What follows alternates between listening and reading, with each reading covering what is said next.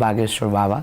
I am only Dhirendra Krishna. नहीं, सबसे पहले तो मैं आपका बहुत स्वागत करना चाहूंगा टीवी 9 भारतवर्ष पर। आपका बहुत स्वागत है पंडित धीरेन्द्र कृष्ण शास्त्री जी, क्योंकि मैं आपको कि हमारी जुबान पे चढ़ा हुआ है बाबा बागेश्वर, और आप कह रहे हैं कि आप बाबा नहीं। आप लोगों ने बाबा बना बना करके बर्बाद से कर दिया है। बर्बाद कर दिया आपके जरिए। जिस तरीके से लोगों में बात जा रही है और लोग जिस तरीके से चर्चा कर रहे हैं वो बहुत महत्वपूर्ण हो जाता है। खैर, ये मजाक किया था, पर बाबा हमको सुनना, हमारे हृदय से कोई पूछे हमें प्रिय नहीं। आचार्य शास्त्री जी महाराज, क्योंकि हमने कभी संन्यास नहीं लिया, हम साधु नहीं बने, और ये सब गुरु कृपा है। और हमें लग रहा है कि सनातनी हिंदू जाग रहा है, उसका ये परिणाम है।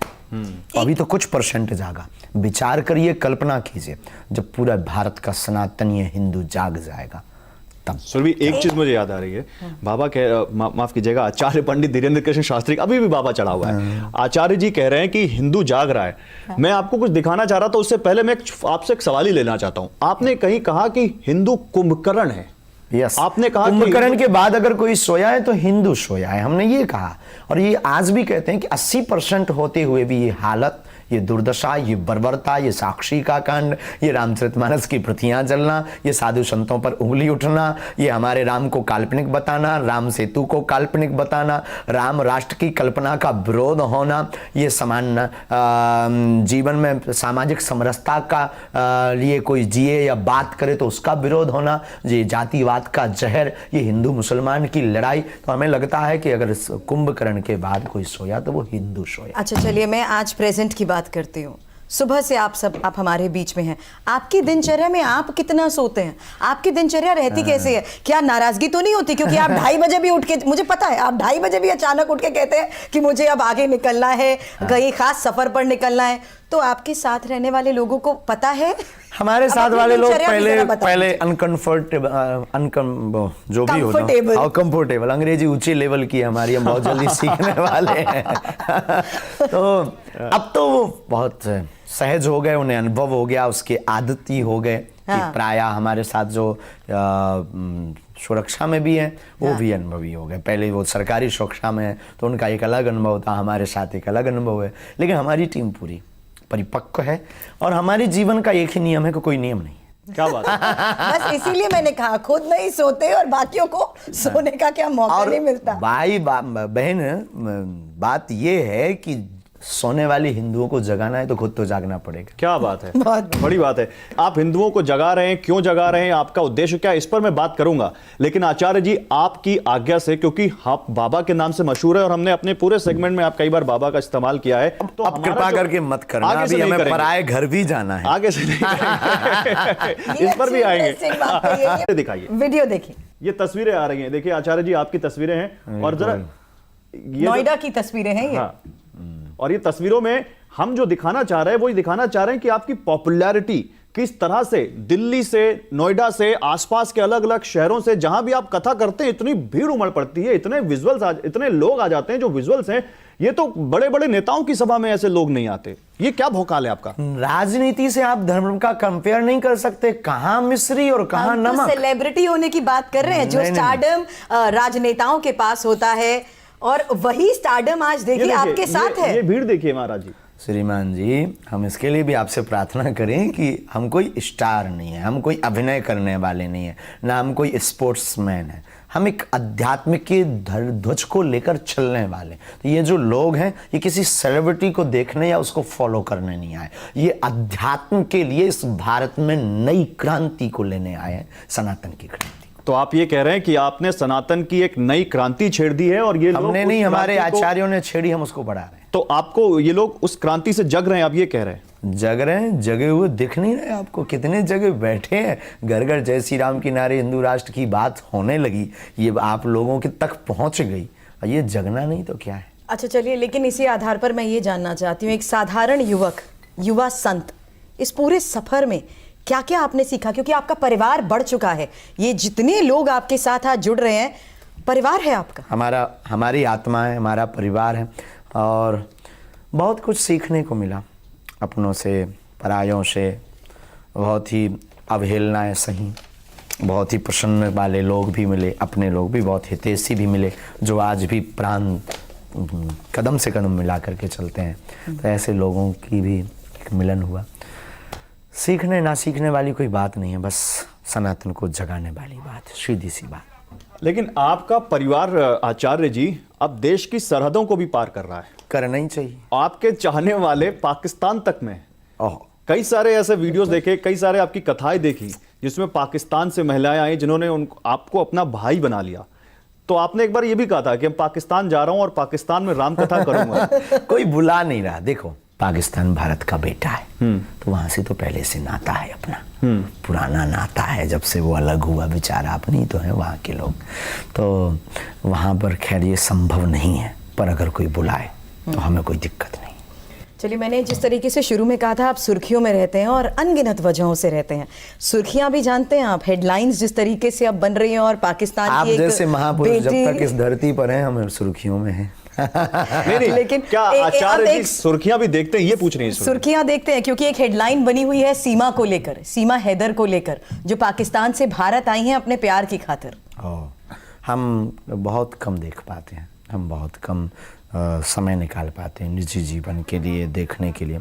हमारी ज़्यादातर अत्यधिक व्यस्तता समाज सेवा में, वो जो गुरु का प्रसाद है, उस प्रसाद के पुरुषार्थ के लिए लगा रहता है। हमें जो गुरु ने कृपा दी है उसको बांटना, लोगों से मिलना, क्योंकि हजारों किलोमीटर से पैदल चल करके, कई बार गाड़ियां लेकर के, कई बार खर्च करके वो हमारे पास अपेक्षा के साथ आते हैं कि महाराज जी को, गुरु जी को नहीं। लेकिन उसमें एक पेच ये है महाराज जी कि उन्होंने कहा है कि वो इन्होंने हिंदू धर्म अपना लिया है। अच्छा, जो आप सीमा की बात, सनातन धर्म अपना लिया है, और वो ये कह रही हैं कि अब मैं हिंदुस्तान में ही रहूंगी, हिंदुस्तान में जाना भी पड़ा, पाकिस्तान में तो नहीं जाऊंगी, यही मर जाऊंगी। और सचिन ही मेरा पति है, वो अपने पति को जो हैदर है उसको मान नहीं रही है और कह रही है कि हिंदुस्तान ने जो मुझे प्यार दिया है, जो यहां पर लोगों ने मुझे प्यार दिया, इस हिंदू फैमिली ने जो प्यार दिया है, उसको मैं छोड़ नहीं सकती। तो इसको आप कैसे देखते हैं? देखो भगवान, इस पे हम कुछ कह नहीं सकते हैं, और कानूनी प्रक्रिया के साथ, कानून से बड़ा इस देश में संविधान है, इस देश में आईपीसी की धारा है, इस देश में एक व्यवस्था है, उसके साथ में सहर्ष अगर कोई आ रहा है,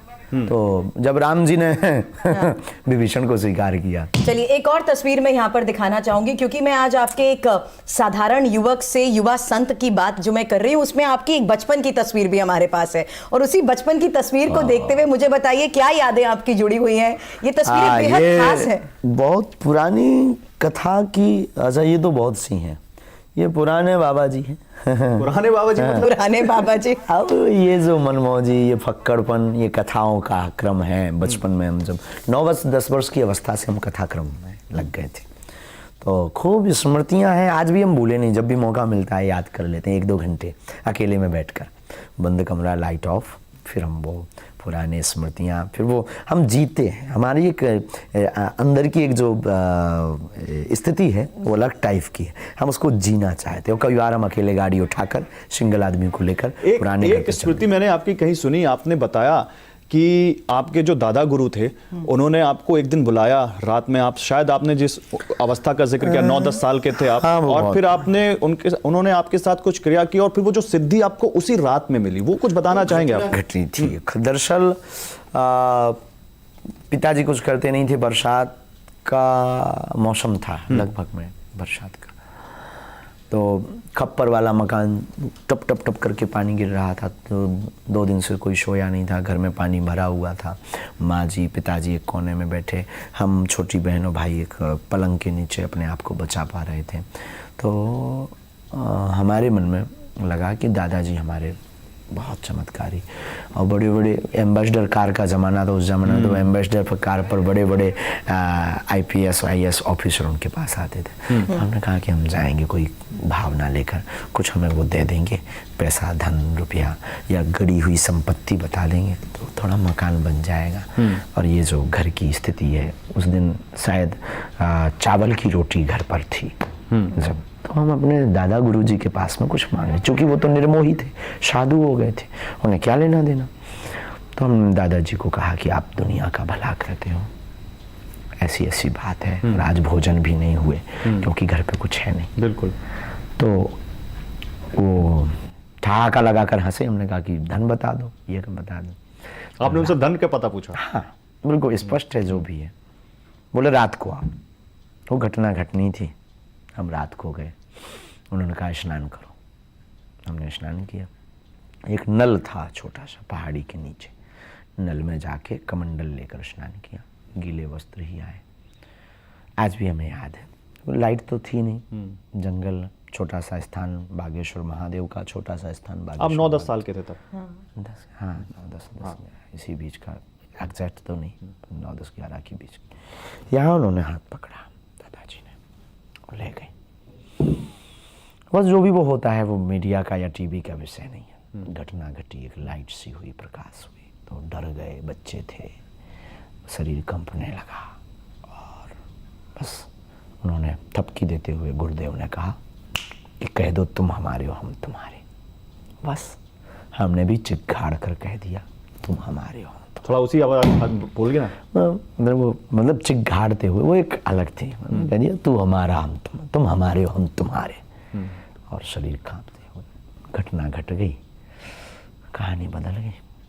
गौरव, मुझे लगता है आज भी जब इसका जिक्र करते हैं तो आप भावुक हो जाते हैं। वो हमारे जीवन की एक इमोशन, लेकिन मतलब ये क्रियाएं बहुत आपने बताया ना आप भावुक हो रहे हो घटना बताते हैं। हाँ, ये हमारे जीवन की एक जिंदगी बदलने की एक वो है। वो होता है ना, आपको उपलब्धि कब मिली, आप पहली बार कैमरा पर कब आए, किसके कारण आए, किसने आपका हाथ पकड़ के आपको माइक दिया, फिर आप क्या फील कर रहे थे, फिर आप डर रहे थे कहीं हम कुछ गलत ना पूछ दें, कुछ गलत ना बोल दें, कुछ गलत ना हो जाए। तो जो आपका होता फिर वो आप स्मृत रहते। और जैसे एक और आगे बढ़ने से पहले जानना चाहती हूँ, क्योंकि आपकी बचपन की तस्वीरें देख रही हूँ, 40-50 किलोमीटर आप जाते थे, कभी माँ से डांट पिटती थी? कोई ऐसे खास पल जब माँ ने कहा 10 साल का मेरा बेटा, माना घर की रिस्पॉन्सिबिलिटी या घर के लिए आप आगे जा रहे थे, लेकिन माँ से जुड़ी वो यादें जहाँ आपको लगता था माँ की फटकार में भी वो प्यार है? हाँ, माँ ने तो हमें बहुत बार डांटा, माँ ने समझाया बचपन में। हर विषय को हम अपनी माँ से बोलते थे, प्रत्येक विषय, प्रत्येक पहलू को। आज भी कुछ भी अच्छा बुरा होता हम अपनी माँ को बोलते हैं। हमारी माँ अनपढ़ है पर बहुत बड़ी दार्शनिक है। हमें हमारी ऐसी माँ के प्रति अपनी दृष्टि, तो वो हमारी माँ हमको डांटती थी, कई बार हमको समझाती थी ऐसे नहीं करना, ऐसे नहीं करना। तो बहुत सी डांटें हमें याद है। तो जैसे अभी आपने कहा कि आप सन्यासी नहीं हैं, आप सन्यास नहीं लिया आपने, तो जरूर परिवार से जुड़े होंगे। अभी आपने जो दादा गुरु की स्मृति बताई और उसमें आप जो भावुक है, मैंने ऐसा फील किया आचार्य जी कि आप कहीं ना कहीं परिवार को क्या मिस कर रहे हैं, याद आती है, या कुछ है ऐसा जो आपको परिवार की बात करने पे भावुक कर देता है? परिवार है, भारत के प्रत्येक लोग हमारा परिवार है। अब तो हम इनको, लेकिन गुरु के प्रति हमारा जो कनेक्शन है बहुत अलग टाइप का है, बहुत अलग लेवल का है। वो दिख रहा है आपकी बातों में। जीवन की शुरुआत गुरु है, हमारे जीवन का मध्य गुरु है, और कभी कभी जब हम एकांत में कहते हैं तो हम अपने गुरुदेव से कहते हैं कि हमारा अंत भी आपके चरण है। और धीरेन्द्र को धीरेन्द्र कृष्ण शास्त्री बनाया तो वो हमारे ग्रैंडफादर दादा गुरु जी। आज अगर माता पिता के पास जाते हैं, सामने होते हैं, तो वो क्या कहते हैं? कुछ नहीं, मुस्कुराते हैं, खूब थपकी लगाते हैं, प्यार देते हैं। पिताजी बहुत भोले हैं हमारे। माँ खाने के लिए कुछ खास बनाती है? हाँ, कड़ी, हाँ हमको पसंद है, वो कभी कड़ी लाती। हमारे पिताजी पूजनीय, कभी कुछ कभी कुछ कभी कुछ। मैंने सुना आपको खाने का टाइम नहीं मिलता और आप खाने के शौकीन हैं, उससे ज़्यादा चाय के शौकीन हैं आप। हाँ, चाय हम बहुत पीते हैं और चलते फिरते हम खाते हैं। गाड़ी में कभी गाड़ी में ही खा लेते, कभी मंच पर चढ़ने वाले होते हैं तो मंच के पीछे एक ग्रीन रूम होता है, उसी में क्या खाते क्या आप? कुछ नहीं, रोटी सब्जी साधारण। आहार पे हमारा बहुत कंट्रोल है। कभी कभी बचपना फूट जाता है तो समोसा, फुल्की कभी कभी। चलिए, अब एक कुछ खास पहेलियों का मैं रुख करना चाहूंगी, क्योंकि मुझे लगता है इसी के जरिए हम बड़ी इंटरेस्टिंग बातें आपके बारे में जानना चाहेंगे, और इसीलिए इसे हमने नाम दिया है बाबा बागेश्वर का पहेली टेस्ट। अच्छा, कभी टेस्ट सोचते ही दिमाग में क्या आता था पेपर करते हो? पेपर दिया, एक मासिक टेस्ट होता था। हाँ, तो रेगुलर तो नहीं दिया, पर आज रेडी हैं टेस्ट देने के लिए? होना ही पड़े। चलिए लाते हैं, फिर पहली लाइए पीसीआर जी।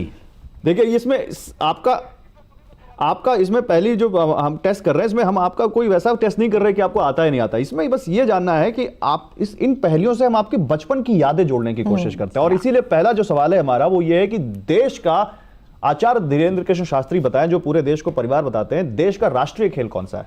हॉकी। क्या बात है, आपको खेलना क्या पसंद है? क्रिकेट। अरे हमारे साथ खेलेंगे आप? हाँ, कभी समय मिलेगा तो खेलेंगे। क्योंकि अगर अभी कह दिया